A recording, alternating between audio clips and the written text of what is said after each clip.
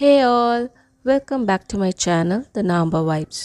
இன்னைக்கு நம்ம பார்க்க போகிற ஒரு product is a sustainable product. இது ஒரு collapsible stainless steel tumbler. Instead of paper cups, plastic cups நம்ம ட்ராவல் பண்ணும்போது யூஸ் பண்ணுறோம் இல்லையா, அதுக்கு பதில் நம்ம இதை கேரி பண்ணலாம்.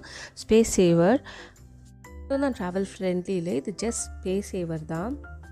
இதுக்கு பதில் நம்ம ஒரு இன்சுலேட்டட் மக்ஸ் அப்படி இல்லைன்னா நார்மல் டம்ளர் கூட நம்ம யூஸ் பண்ணலாம்.